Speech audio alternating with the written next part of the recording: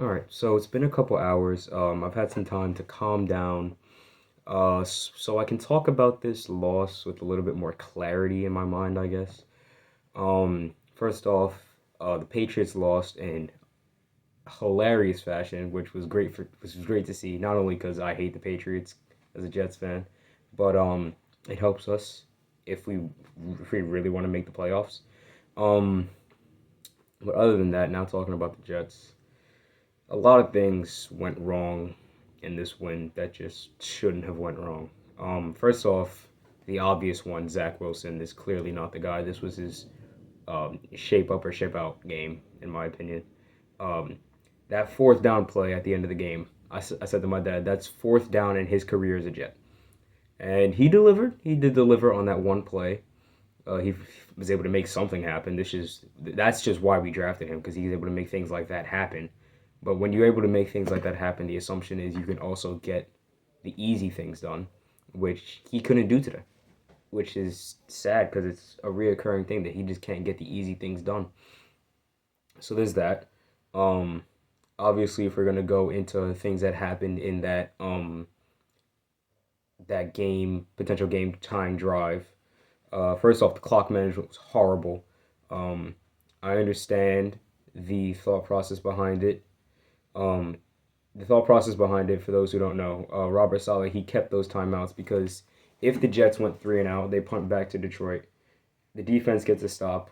The defense gets three stops. We use all three timeouts. We get the ball back with a decent amount of time, similar to how we did against Minnesota, which almost worked out against Minnesota, but obviously that didn't work out the way we would have liked it to. But the thought process was there, but once we got that first down on that drive on that third and like 17, I think it was, we had to fully commit to using the timeouts. We didn't have to use it after that play, but the thought should have been there to use those timeouts. Um, Greg Zerline, I don't even want to blame him for missing that kick. He just pulled it, but he's a great kicker, and I want him back next year. Uh, what else went wrong? That 50-yard touchdown. Oh my God, that was a killer. That fourth and inches 50-yard touchdown. I understand it was a great play design, great play call, but as a defense, especially as good as our defense, you can't just leave a guy completely unaccounted for. I understand you want to keep bodies um on St. Brown, but there has to be at least one person on a tight end. You can't just let him go completely unaccounted for. That was crucial because Zach Wilson did lead that drive. He did get his points, uh, but you know this is just me trying to play devil's advocate here. But there isn't really much for me to advocate for at this point. Um, Barring a miracle, as much as I hate to say it, this team isn't making the playoffs again. It just has to happen again. But there's just, as much as I hate to say it, it's the Jets fan in me coming out. I'm so used to saying it every year. We are going to be a scary team next year. But certain things need to happen. We need a quarterback. That's the obvious one. We need a quarterback, right? We got to keep the guys on defense happy. So I don't know if Mike White's going to be playing this Thursday. Unfortunately, probably not. But we got to find a way to keep the guys on defense happy. We got to bring back Mike White as soon as he's good to go. I want to see him Thursday. It's probably not going to happen. As much as I hate to say it, Michael LaFleur's got to go. I just don't. I don't know if he has to go, but something has to change about the way he's calling these games. All season, red zone play calling's been an issue. Um, he's struggling to find the right playbook for Zach Wilson. I don't know. It's hard because he's not, as much as I want to say keep sticking to what works with Mike White and use it for Zach Wilson, but what works for Mike White doesn't work for Zach Wilson. Zach Wilson's he's best when he's running out of the pocket, rolling out, bootleg action plays, stuff like that. I don't understand why things like that weren't called more. Um, because that's what on the three play drive, the touchdown drive, it was roll out. It was the end of the quarter, right? So the next two plays, start of the second quarter, roll out, throw to Garrett Wilson on the money, first down. Roll out, design bootleg, cross the field, Uzama, touchdown. I don't understand why we didn't run more of that. Um, and just offensively, things have just got to change. There just has to be some change. And then this is something that's just been bugging me since honestly since before the Minnesota game. But the Minnesota game is what brought everybody's attention to it, and it's something that I just had been feeling for forever. Braxton Berrios is not a wide receiver. He's just not a wide receiver. If you've got, especially what we saw today, if you got Jeff Smith on that roster, right? Why are you throwing the ball to Braxton Berrios? Why are we giving it to him in these big, huge, like clutch situations? End of the game in Minnesota. Um, Time winding down in Buffalo. He's on the field this drive against Detroit. And earlier in the game, was it on that last drive? I think it might have been the second to last. No, it was the last drive. Zach Wilson, bullet throw over the middle, hits Berrios in the hands, he drops it. Charles Davis is talking about that ball had a little bit too much mustard on it. It was a little bit too far out for the small Berrios. He couldn't make the grab. That ball, any other receiver on the Jets roster, I feel is making that catch. Mims is making that catch if he's not hurt. Davis is making that catch if he's not hurt. Garrett Wilson, forget about it. He gets that catch, he's probably scoring. Elijah Moore's probably making that catch. Uzama and Conklin are probably making that catch.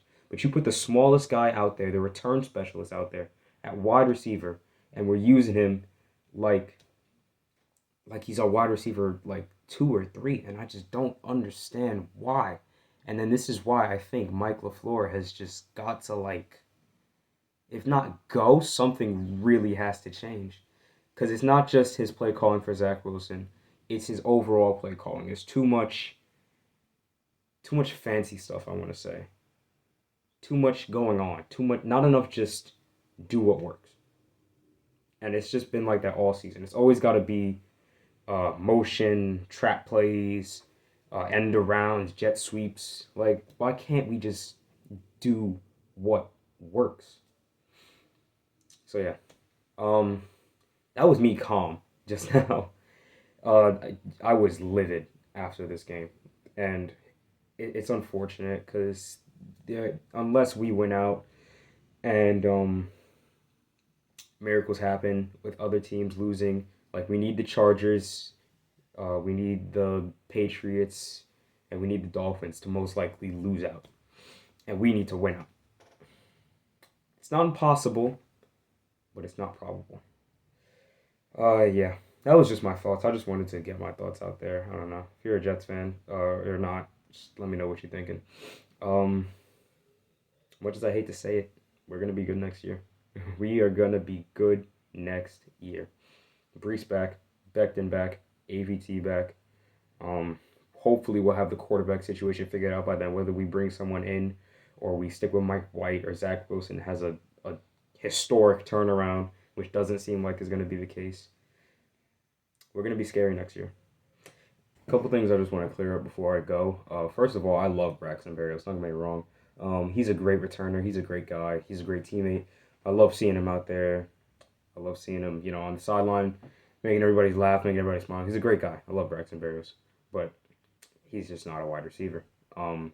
Next, the quarterback situation, I couldn't even tell you what I would want to do with this. I don't. First of all, Aaron Rodgers and Tom Brady, out of the question. Don't even say those names in my comment section. Not even a question. Not an afterthought in my mind of Brady or Rodgers. If they both even are in the league next year. Um, Jimmy G, he's there.